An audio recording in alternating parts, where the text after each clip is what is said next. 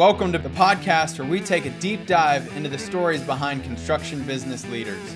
We will share how they got started, how they found success, and the lessons learned along the way. I'm your host, Eric Fortenberry. Welcome to Builder Stories. Welcome back, everybody. I am excited today. I am here with Roberto Rodriguez. He is from Ark Remodeling Services located in Tomball, Texas. Super excited to have you on Builder Stories, Roberto. Welcome. Thank you, Eric. I'm very excited to be here and be part of this. Yeah, so it's you've got a really interesting story, so I'm very excited. Why don't you go ahead and kind of give us the background? You know, how did you come into construction? What led you to start Ark? You know, even before that, why don't you kind of fill us in on your story, man? Yeah, man. I mean, what I can tell you is that when I was, when we're little, like sometimes we get asked, like, what do you want to be when you grow old? I mean, when you're older. And being construction was never in my head. My dream since I was little was playing baseball, being in the major leagues. And I was, let's say I was on that path. I was really close to fulfill that dream because, I started playing baseball when I was 8 years old. And by the time I was 16, I got the blessing of signing a professional contract to play in the minor leagues for the Diamondbacks.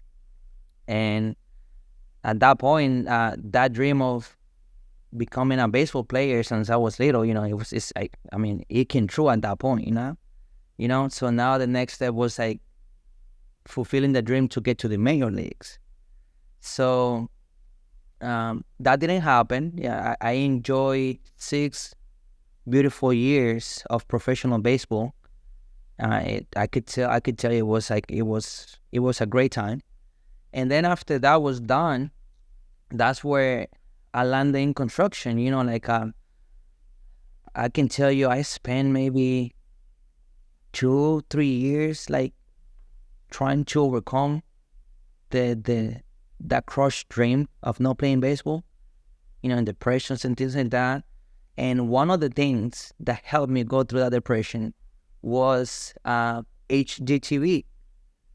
Watching Chip and Joanna Gaines and like all those like property brothers and things like that. I started getting a passion about construction. Like, wow, this is cool. How, they make this old thing looks nice and new. So at that point, I didn't know. I was getting a passion in construction, but I never thought about like I could do it. So I'm in my couch at home in January while the spring training is happening. For the last 6-7 years, I've been in spring training on a baseball field. This time I'm on the couch. And I started looking for jobs, and I found that I started working on a warehouse. I worked as a mechanic. I worked different jobs, but the thing is, like, every time I was on those jobs, there was always like a cap. Like I was always like, hey, what's the next level here? Like I'm starting from zero, a helper, but like, where can I get at this job? That was my question all the time. And most of the time I was like, well, you can be the warehouse manager, or you can be the manager of this section. Then I would look at the warehouse manager. I'm like, well, it looks like he has a good job, but I don't think that's what I'm looking for. Like, what's the next level? And I blame all that to baseball. Because every day I had to wake up and figure out what would I need to do to get to the next level so I can move up to the major leagues. So it created that work ethic that I carry now. Until one day somebody told me, hey, you know what? You can work as a construction manager. Like, go work in construction. You can become a construction manager and maybe have your own company. So that was that cap, that ceiling that I saw a possibility to break that cap, that ceiling.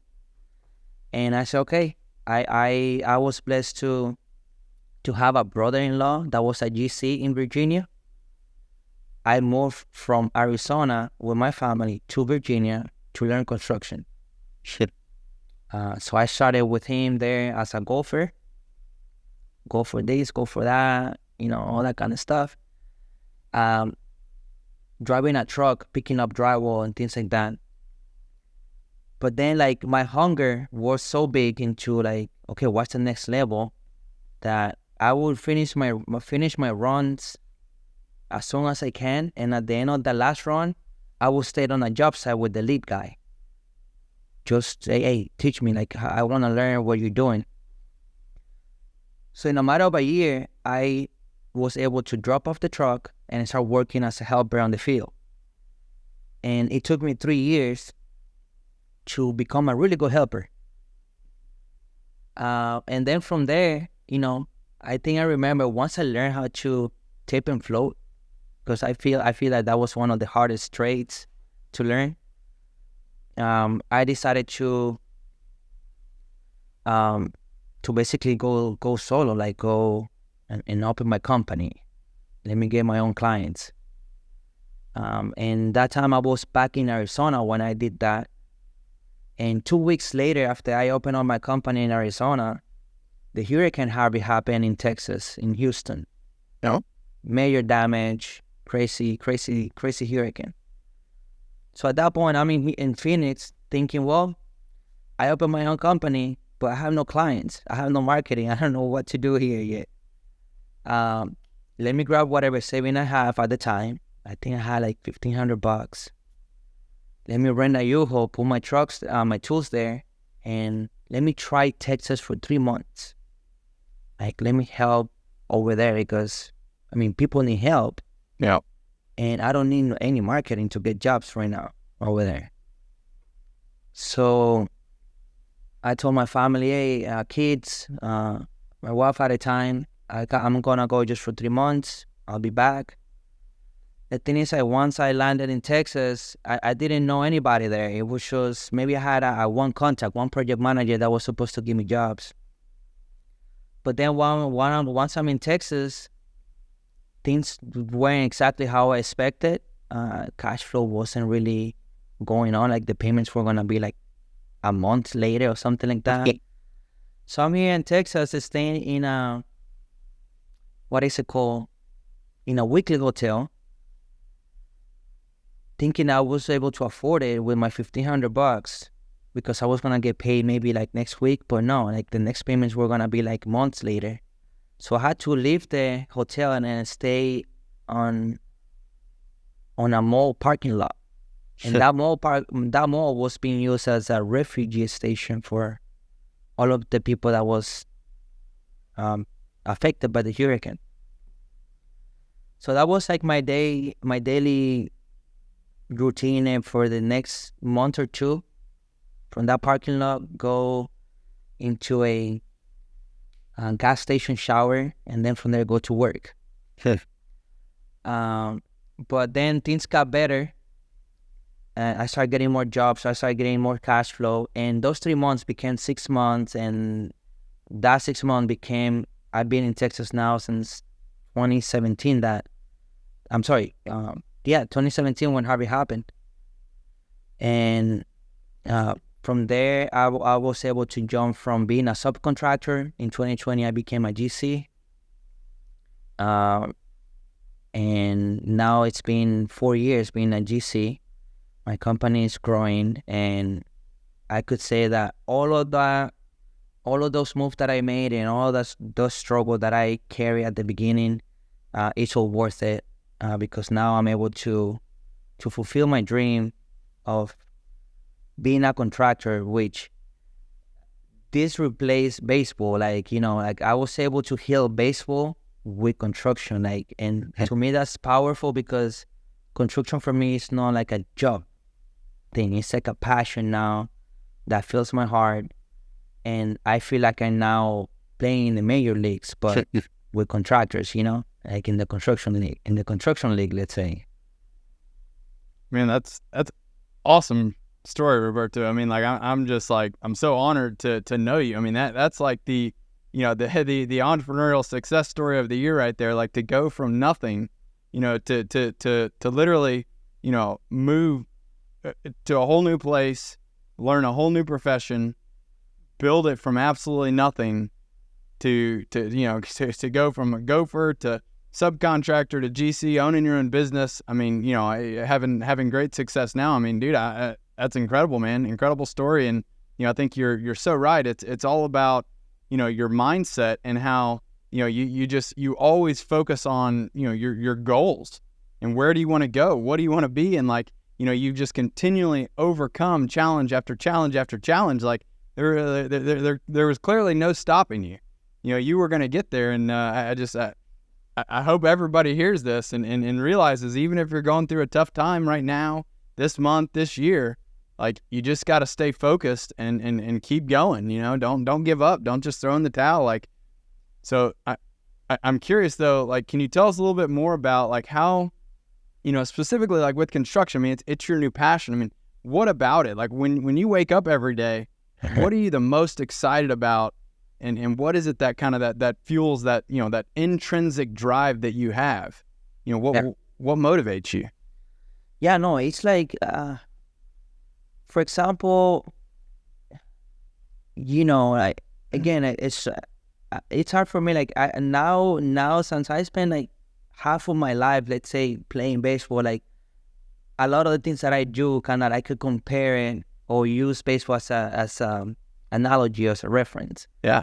So baseball requires a lot of skills, a lot of training, like get it right, attention to details. Believe it or not, there's a lot of attention to details. So in construction, that's a lot of that. Like, you have to pay a lot of attention to details. Like you have to be skillful with your hands, but also with your creativity to produce something, So I know a lot of people, including me, okay, we do it, to also, let's say, please our clients, like help them with their dream.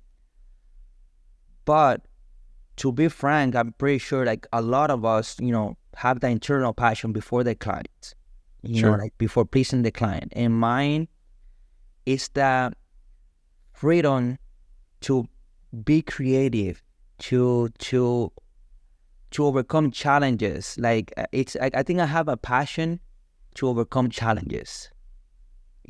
That's it. Because and then construction, we have challenges every minute. Yeah. I know that it's stressful. Like I'm growing gray hair right now for all those challenges, but like it's crazy. I think that's kind of like addicting. Like Yeah. I have this challenge, like let me go and break it, because I guess the dopamine that you feel after you break the challenge is what fuels you to go to the next one. Yep. And in that process, then you help people. You help this homeowner who has this trouble. Like, how can I make this kitchen or this house beautiful? I don't know how to do. I need somebody who can help me. And then there comes this passionate people, this passionate contractor who's gonna help you. And it's a win-win for the contractor and the homeowner.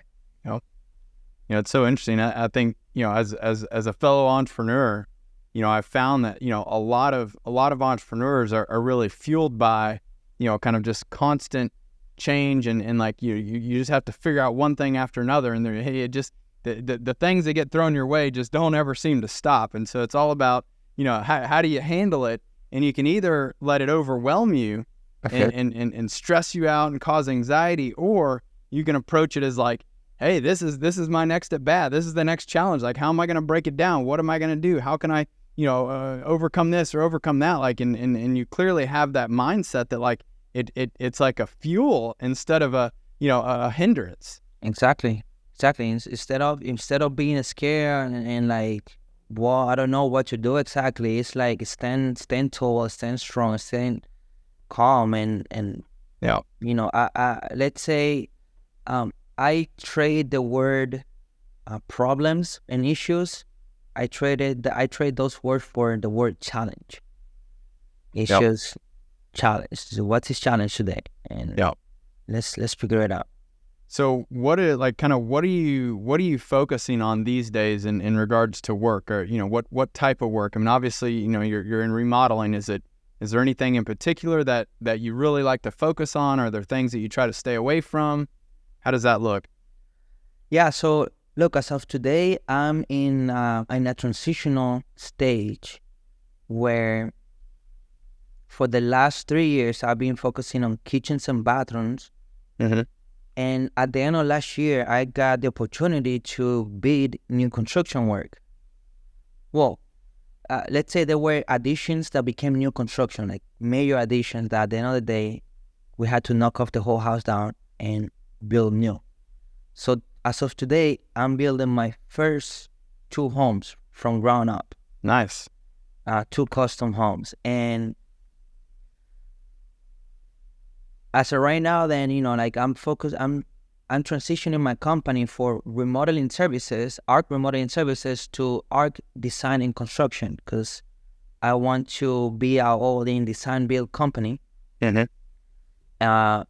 where the goal in the next couple of years, we focus on doing custom home, and keep, doing kitchens and bathrooms, but not to be like our main source of work. And the idea is to, in the next couple of years, to be able to go into nice $1 million custom homes, where there's the real challenges happen there. I mean, they're all real, but I'm sorry, tough challenges. Like people are paying, the homeowners are paying like big money for you to figure out and do things that are extraordinary. Yep.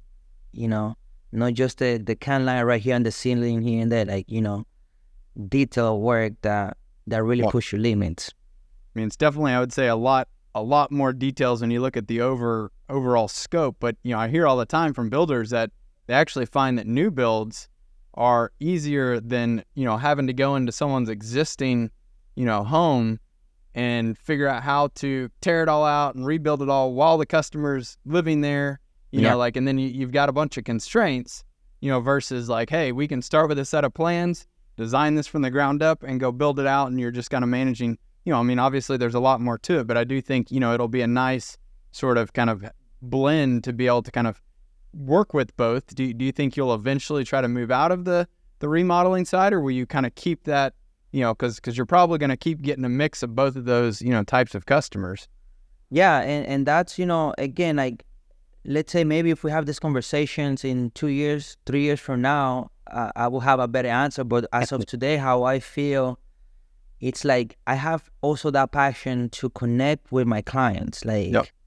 Like we create this relationship that it's also, it also drives me, So let's say there are a lot of builders that just focus on doing spec homes, and that's a lot easier, again, than doing a remodel. But with that spec home, you really don't have a client necessarily. You're going to build it to sell it. Yep. As of today, that doesn't feel me.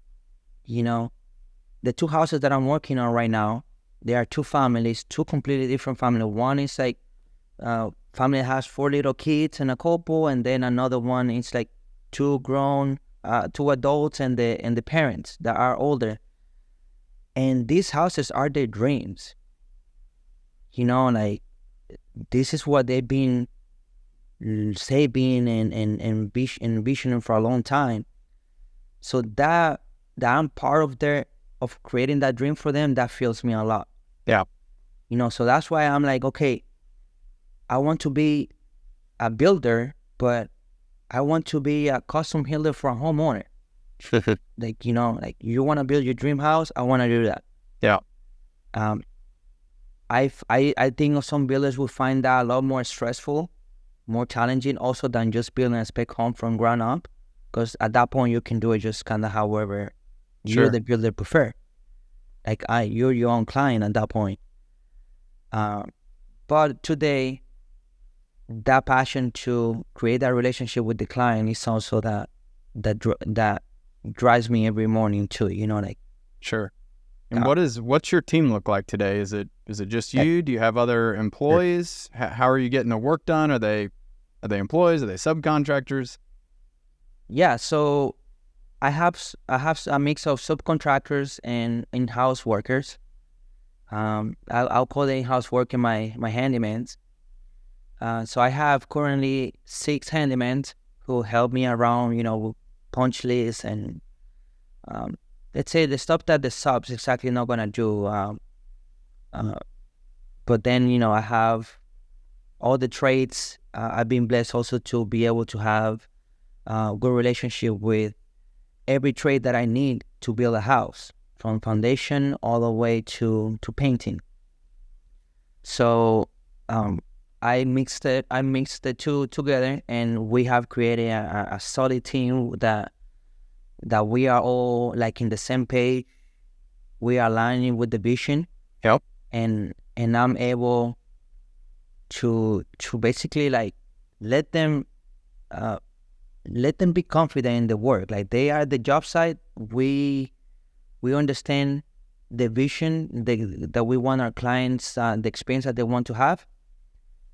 And my subs and my 6 guys have been doing a great job at that, because they are the ones who really have produced with their own hands what Ark is today. Sure. I go and sell it. I go and sell the jobs, set the expectation from the get-go. But they're the ones who have been able to maintain those expectations that I set at the beginning. And so how do you translate that, what you kind of determine and the expectations, the story, the why, the what the customer is really wanting? How do you transition that to become part of what your crews are building towards, and how do you guys kind of hand off the work? How do you kind of get them to sort of embody that same passion as you've learned from the customer? That's a great question, Eric. And the answer to that is the treatment, the relationship between the subs and I, between those 6 handymen and me, like our relationship, the way that we treat each other, the way that we have each other's back. That is the fundamental. That's the essence of the work ethic that we're gonna then put up in the homeowner's house. Yeah, it's like, I got your back, right? And I know you got my back. So since we are aligned with that, now let's let's have our clients back now. Let's protect them. Yeah. So that right there, it's just everything else is more simple. Once you have that mentality, like once our subs and I are fusion in that mentality there, it's clear what we need to do. Yeah. So how did you find these guys? I mean, I assume, again, you moved to Texas, nobody. It's probably taken a long time to find the right people to bring in, to your team and to kind of create that fusion, as you say. Like, how did you originally find them? And have there been some people that have come that hadn't been a good fit or haven't embodied the values and kind of the culture that you've wanted to create? How did you, and how'd you deal with them? Yeah, no, I mean, to get to those 6 people and the subs that I have right now, I have to go through a lot of them. Let's say those 3 years that I was a sub, well, in those 3 years I had my tools, I had my truck, I was doing the work, and I will have, helpers and other lead guys to help me on the jobs. So on those 3 years, I went through a lot of people. I got burnt a lot, I was also figuring out how to pay these people by the hour, by the day, I went through a lot of that stuff. So in that journey, at the end of those 3 years, I found 2 of the 6 that I have right now.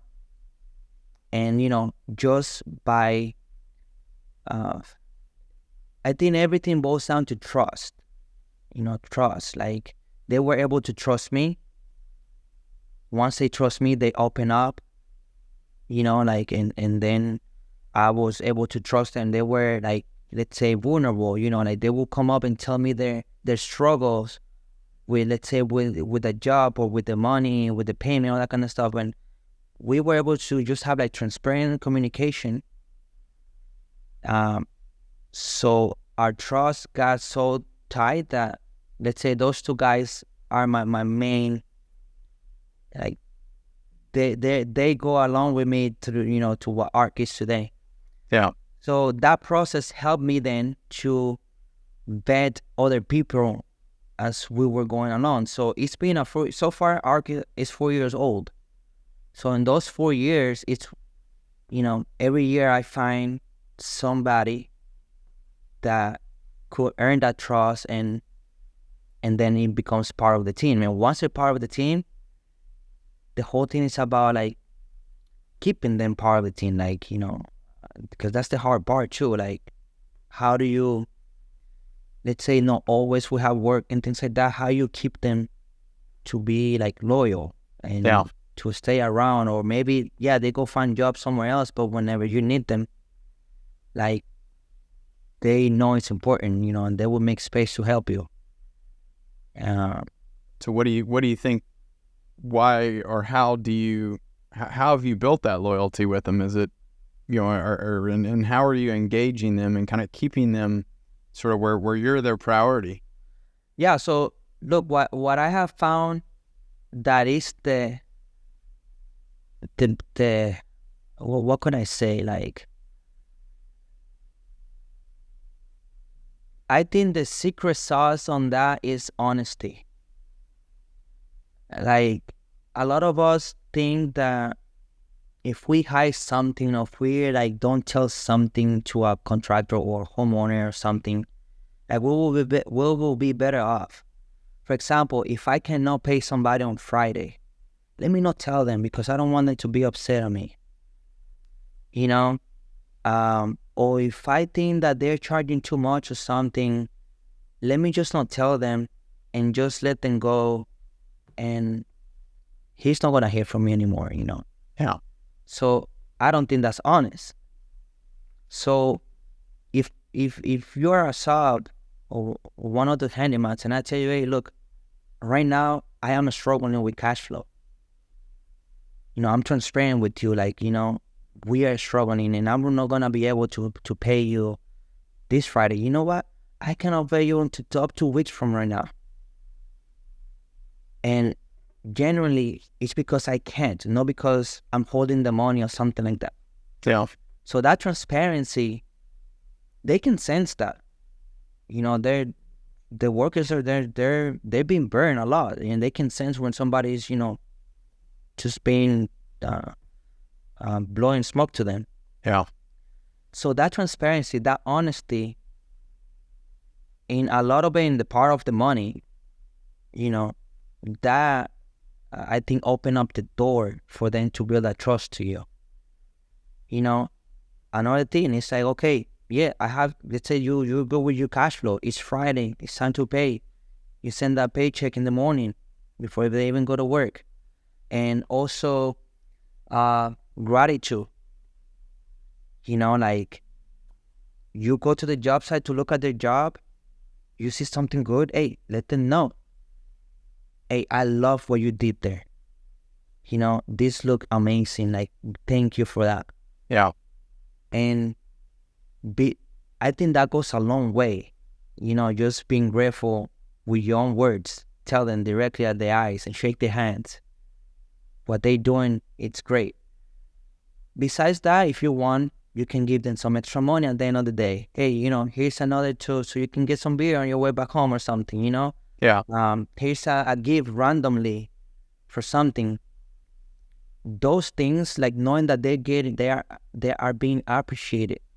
I hope that I pronounced that word correctly. Those are the things that get that loyalty. And I'm remembering when I used to be a helper,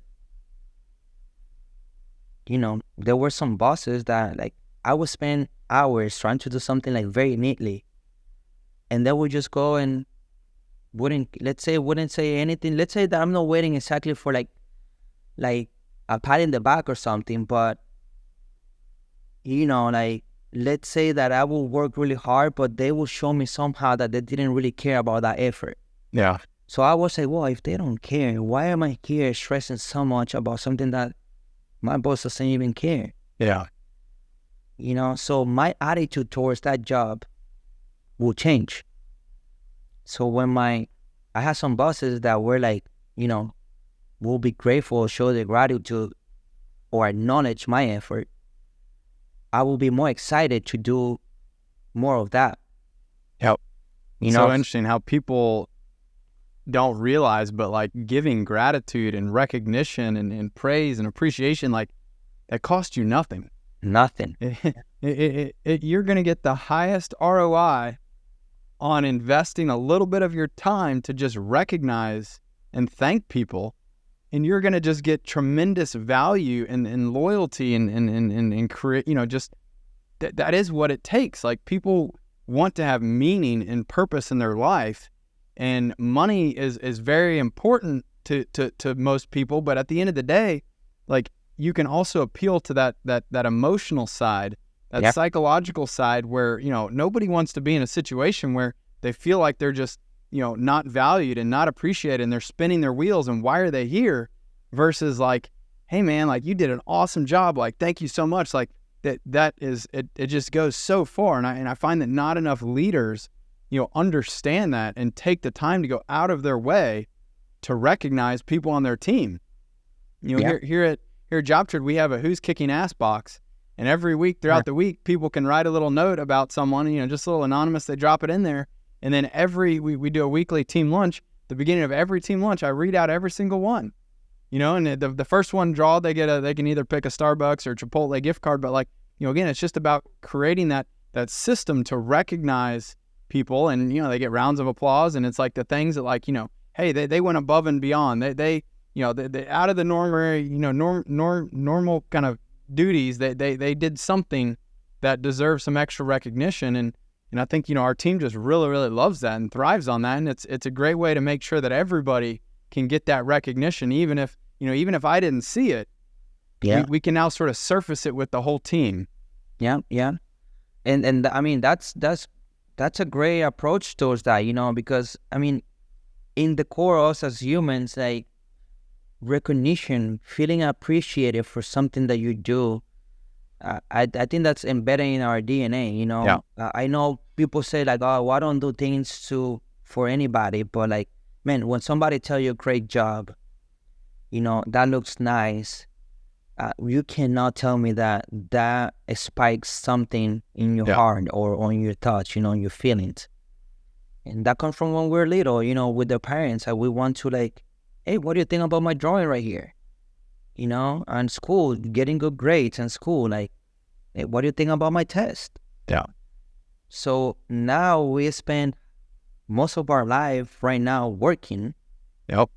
And you don't get any recognition of your effort. That's gonna just, I don't know, send you down to the depression hole, Yeah. I mean, it's the same reason why, if you go put your hand on, in a fire, it's going to burn like hell, and you're not going to keep doing that over and over. But, if you go do something, then you're getting a hug for it, like, oh, okay, yeah, I really helped that person. I really felt good. I'm going to go do more of that. I mean, it's that positive reinforcement. Yeah. That's what it's all about, man. So let me ask you this, like, I'm curious, like, it sounds like you've done a great job learning the construction, the trades, you put on the tool belt, you spent several years, learning and gaining experience. You have figured out how to build a great team. How have you learned kind of the business side of things? Because again, like that's equally impressive that without, having any prior knowledge of kind of how to manage a business, how to do sales, how to market yourself, how to manage all the finances and the cash flow, the bookkeeping, like how did you figure all that out? Well, so that's what's been the real struggle as of right now, the challenge, because let's say, for example, I was able to build an on-site team that is working great. Now the challenge is to build the managing side, because currently it's just me managing all that. I do have help. I have a bookkeeper, an accountant, things like that. But now, like the sales, the marketing, I do have a marketing agency as well who help me with a lot of the marketing. But all of that part now, it's the challenge now, like building that team, okay, building that part of and learning the business. So this is how I see it. Every day I go to school to learn how to run a business. And that school, it's my everyday, my normal everyday.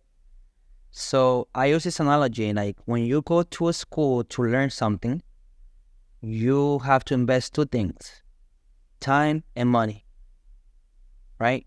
Yep. So right now I'm learning how to run a business that build custom homes. And the way I'm learning it is that I dive in headfirst into two new construction. One is a very nice house with a bunch of details. And the way I'm learning to do that business is by mistakes, and those mistakes cost me money and time. So that's how I'm paying for that school. So to answer your question, to learn to run the business is by actually diving every day at it. Yeah. For example, when I became a GC, my biggest hurdle at that point was sell. Like, how do I sell? I don't know how to sell. I'm afraid to sell. Like, I don't want people to tell me no. So what I started doing is I started going on streets and knocking on doors and talking to people. I thought I had conversation about my language. Like, well, I don't know how to speak English well, so they're not going to understand me. I don't want them to tell me no. So I was forcing myself, knocking on doors, and I received a lot of rejection. So I started getting comfortable with rejections. Yeah. Getting out of my head the language barrier that I had in my head. There's people who has stronger accent than me that think that they cannot go and sell, but let me tell you that you should go and sell. If you are transparent from the beginning, the first thing that I learned how to say in English was like, I'm learning English. Can you speak slow, please? And once I was able to say that to the people, to other people, they were willing to help me understand more things. Sure. So again, learning by actually going at it, like go at bat and go take your swings, like knock on doors, be comfortable with rejections. And then what I found is that to sell, you don't need to know anything, just be yourself. You just want to create a relationship with that person that needs something. Now, later on, like for example, I joined Battleground to fine tune that process, to actually have a process, and which has helped a lot, but without changing who you are. Yeah. I mean, it goes back to what you said earlier, just even with your own team members, like it's just being open, honest, right, vulnerable. I think the fact that you went and knocked on doors and just opened up and said, hey, I'm learning English. Can you go a little slower? I mean, like you immediately just put down your guard and you're very open and vulnerable to them. And you found that actually helped build rapport. It opened up the opportunity so much more than if you came, knocked on the door and just laid into them a hard closed pitch. I mean, so many people just slam the door and say, not interested, get out of here, versus it was an opportunity now for them to help. And like they got to feel involved. Wow. Look, I got goosebumps right now when you said that, like the opportunity for them to help. Like you don't know how much people really want to help deep down. Some of them have it right there in the first of the skin out there. Some people have it deep down. But we all, as human beings, also find a lot of fulfillment in helping. Yeah. So that's why being vulnerable, being transparent, honesty, breaks that barrier, and then people want to help in that environment. Yeah. You know, I think the other thing, kind of another big takeaway I'm hearing here, and again, it's a theme throughout, like, the things that, most people, they like if we talk about sales, they're thinking about cold calling and door knocking, and like these things like are just such a big fear for people that it causes them to not do it. They're going to go do everything but that. mm-hmm. What I hear what you said is, you threw yourself to the wolves and said, I got to just go do it and get experience and figure it out. And you took it on, head on as a challenge. I mean, I would say very similar to you. I mean, I'm a natural kind of like, intrinsic, kind of not like a social, butterfly. I'm more kind of, don't sales isn't like my thing, right? Like, but like early on in job trade, like there was nobody to sell. And so I had to basically pick up the phone and smile and dial and learn about how to handle rejection. And as you do it more and more, as I started doing demos more and more and more, like you get more comfortable with it, Right. and then you become more okay with it.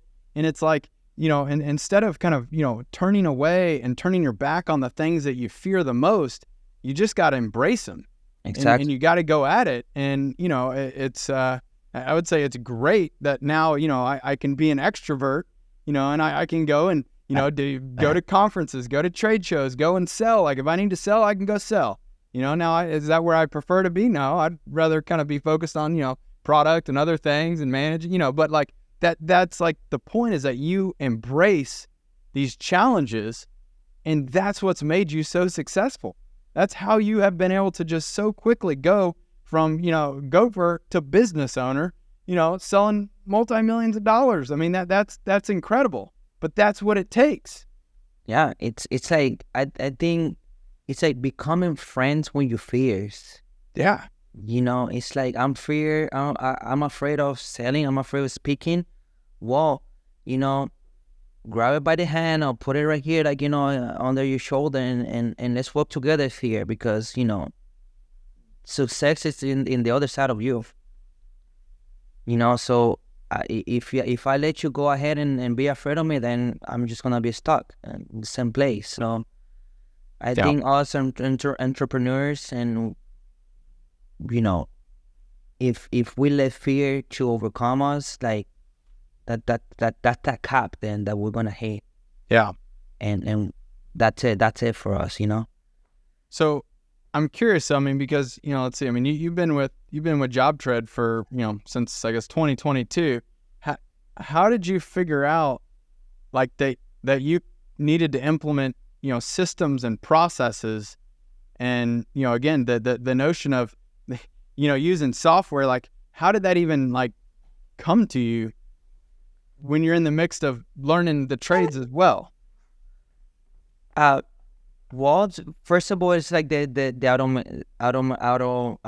automation. Can you help me with that word, please? Automation. Thank you. Because I mean, like for example, like when I remember, like I was spending a lot of time doing estimates.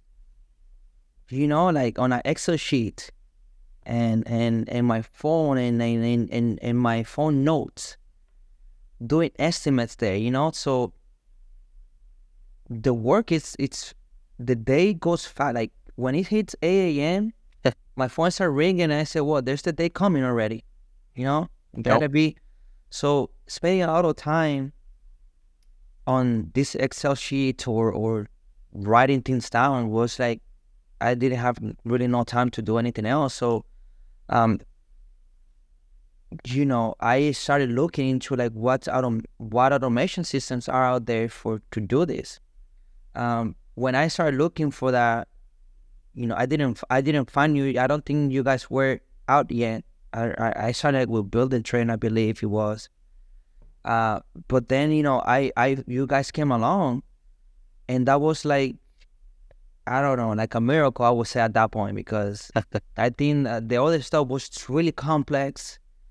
Like the time that I was taking to create those orders estimate by hand, I was taking it to learn just one thing on that software. It was just really, and I'm sorry, like I don't know if this whole thing will, we're supposed to exactly talk about that experience like that. But let's say when you guys, what I want to get to that point is, to the point is so when you guys came along, it was so easy to use your software, like to use job trade. Like I learned like in a week or so, like everything that I needed to start working with it. And that made my process look more professional. Yeah, everything was faster. My job costing was a lot more clear. Like I know how much money I was making now on my jobs. And the way I was able to track things, I said, well, this is what I really need now at this level. And then was them hearing my feedback, the feedback from my client from the experience that they have on the portal, on the job portal. I tell them, hey, this is like a Facebook page for your company, for your project. They love that. And, the feedback that I got from them, like that right there only was a selling point. There were people who might be in the fence of choosing me as their company. And when I presented the portal, that was okay, this is the winning deal right here. Yep. So thanks to that, thanks to what you guys have done, I have been blessed to also win important projects because of what you guys have put together, and That's I really awesome. appreciate that, Yeah, I love hearing that. Obviously, I mean that again, we see a lot of people who, they worry that maybe I'm too early on, or I'm too small, or like I'm not ready to implement this. I just have one project, I can manage it in Excel, and it's like I think there's so much more to it, that as you go from being kind of a small I'm doing kind of projects as they come, to now I need to turn out more and more estimates and get those bids out the door faster. You've already sort of laid the foundation. You've got a system that will grow with you and enable you to scale, and it will help you win more jobs. Like it should be a sales tool as much as an operations tool. Yeah, I mean, just like you said right now, like it help you win more job, and that's something that a lot of people are missing. Is that they see it maybe as a cost. It's gonna cost me this much a month or whatever, but you don't see what that can bring you. Like only how many jobs your company has. The client doesn't know that. Yeah. How marketing is all about presentation, how you present yourself, a lot of the beginning part, how you present yourself, and then you go produce it. So if you present something on an Excel sheet, great, you can win the job. But when you go, even if you only have that one job, and you present it with this, professional looking template, with this professional portal, with the Gantt chart and everything that you already put in there, like you show the client, look, this is when we started and this is when I'm expecting to finish.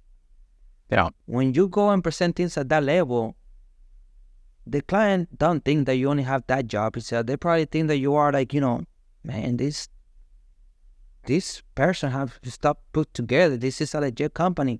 Like, I want to invest with this company. Yeah. And then you start getting more. Like, I think you need, let's say, even when we started, and this is something that I started implementing too, like, we need to behave as we are already at that, let's say, where you want to be in the future, Yep. That's it. Yeah, I'm doing just one bathroom right now, but yes, I'm a GC who do custom homes and kitchens and bathrooms, but currently I'm just doing this one, but like, yeah, my absolutely. attitude, my conversation, my presentations look like I'm that GC who do all the stuff. Yeah. So it's a great point. And I think another thing that I sort of picked up on. So again, there's so many facets, in responsibilities of a business owner, and to make your business successful. There's so many functions that need to happen. We I mentioned the bookkeeping, the back office. And you said, well, I hired a bookkeeper. You've got marketing. Well, you hired a marketing agency. And so like I see that you're building this power team, this team of partners, where you don't like people, don't often realize that, like, one, you don't have to do everything yourself, and two, you don't have to hire, full-time people to do every single thing yourself. Like, you can find partners who can work with you, to make sure that you're delivering excellence on all those functions that need to happen. So it sounds like you've done a good job of kind of, making sure that you got your marketing and your website and kind of all the things that need to be happening on that marketing engine. You've got a partner to do that. Same thing with the bookkeeping. Like, you found a partner. I mean, would you say that has been a, very helpful, to be able to kind of find those key partners? Yeah, they have taken so much weight off my shoulder in time, because right now I do focus on numbers, like I go on my job thread and see job costing, things like that. But let's say you only meet with, let's say I meet with my bookkeeper like twice a month, something like that. We go over, but I get reports all the time, but they are focusing 100% on those numbers. Yeah. And my marketing team, I take pictures and video and send it over to them, but they are focusing on editing, uploading. This is, they track all that stuff, which if you want to grow the business, that your head cannot be on all that and be good at it. Yeah. So yes, like on those two keys, I think if I knew better before, I will also invest early on those parts right there, because those are the ones that say marketing is what's going to bring you the work. And a lot of people see marketing as a burden. But without it, it's hard for you to get to those other jobs that you really want to win.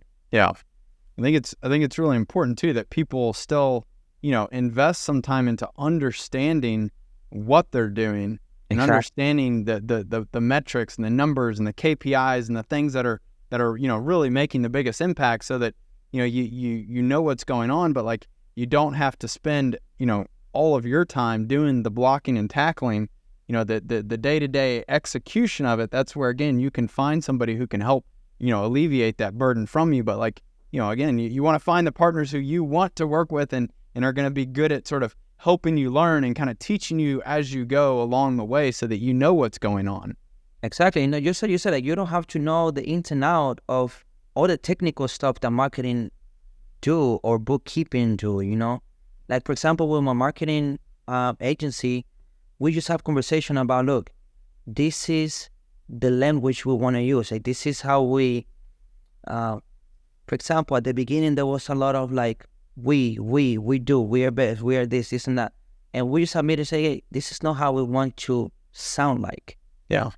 We want to be more like, like, let's help more people rather than talk about us. And then they do all of the technical work to adjust the presentation to the voice that we want to present, Yeah. And just how you say, just, let's say, understanding the basic or the general idea, but you don't have to go there and do all of the ins and outs of marketing. So thinking back though about, again, when you were first starting your business, like, in your strap for cash, I mean, how do you decide, what to invest in first and where, to focus, your time and your money when, you got very little of both? Good question. And before, let's say, when I started, I will have answered that I will fire people and go work myself. Let's say I'm low on cash or something, like, let me just do this job myself. Yeah. But now it's when we're struggling with cash flows and things like that, it's having meetings with the marketing people, and which it costs an investment, but instead of, it's like invest strategically. It's like, okay, we need more leads or we need more work. Instead of, let's say, let's invest our money in something more specific. Let's do like a campaign on this neighborhood only. Yeah. So we can then get jobs there. And instead of me going and getting the tools and go work myself, it's like, well, let me now go and knock on doors. Yeah. I'll go to networking events or something to get more work. Rather than falling back of doing the work yourself, it's like, again, because that's fear driven right there. Like if you fall back, you just fear that you're not going to have enough money or not going to find anything with the money that you have left.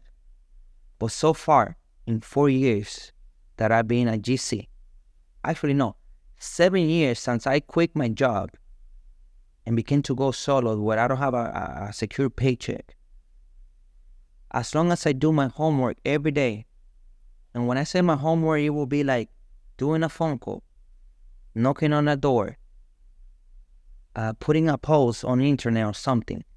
As long as I'm doing my homework, I have always been able to have a paycheck whenever I need it the most.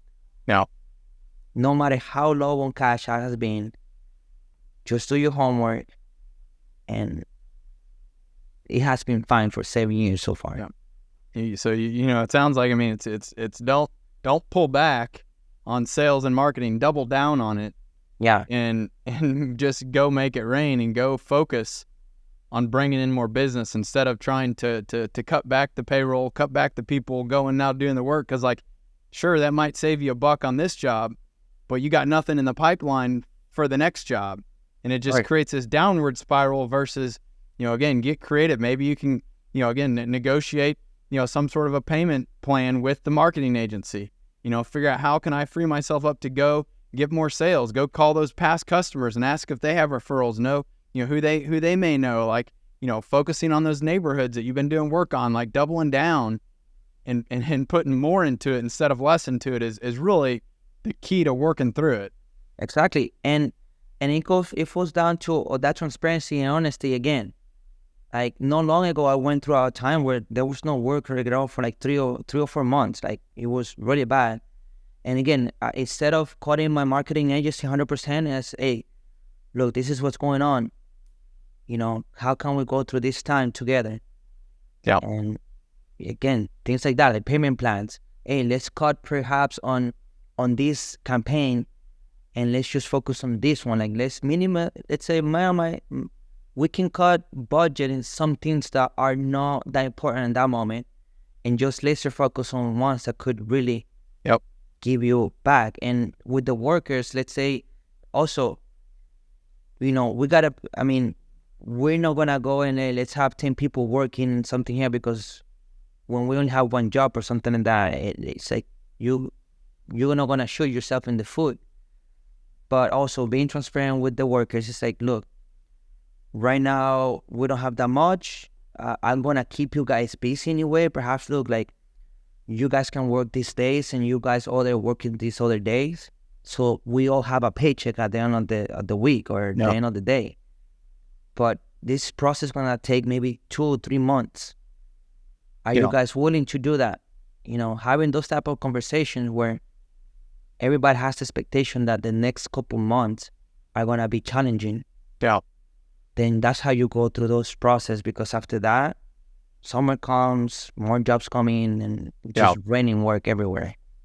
And Roberto, this has been very, very inspiring as well as insightful to kind of hear how you've approached everything here. Because again, I think this is just such a different mindset that you have in your outlook on every single day and on every job and on just how you're running this business. I mean, it's very inspiring, and I think there are many people out there that would love to be able to be part of what you're doing in this vision that you have here. One final question I have for you is, I mean, how do you define success? What is it when at the end of the day, at an end of a project, that whatever moments it is, like, how do how do you view success, and what does that mean to you? Good question, Eric. I mean, to me, success is when I look at myself today, it's if I am on the route of the path that I thought yesterday. I mean, it's so because I mean, the thing is, to me, like, success is it's just like a journey, a journey. And if today I'm on that path that I thought 3 years ago, so right now I am successful. Like, perhaps, let's say my company, let's say my goal, I'm selling like 10 millions a year. I'm not there yet. But that doesn't mean that I'm not successful right now. Sure. So it's like, if today the result of who I am today is what I thought and planned yesterday. That's how I define it. I love that, man. And again, it's kind of reminds me of, like, when I like to explain, like, I don't believe in perfection. I believe it's something that you're always striving towards, but like the notion of something being perfect, I mean, that's like, it doesn't exist. Like, there's always something you could do that could make it a little bit better, a little bit, whatever it is. And so it's like, for you, again, it's about the journey of getting there and continually growing and improving.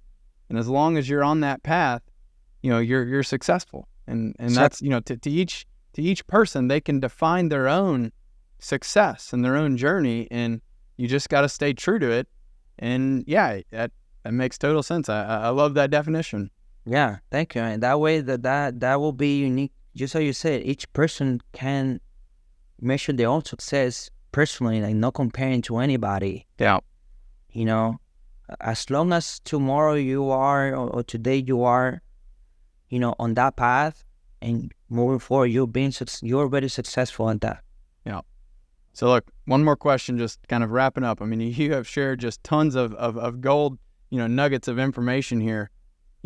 What advice, or, what couple pieces of advice, like, what would you say to others who may be earlier on in their journey, trying to figure out, where to start or how to get over that, kind of that next hurdle to keep building their business? Like, what do you wish you would have known, that you now know back when you were getting started, that you think might help them to get up that curve a little bit quicker, a little bit easier? Like, what advice would you share?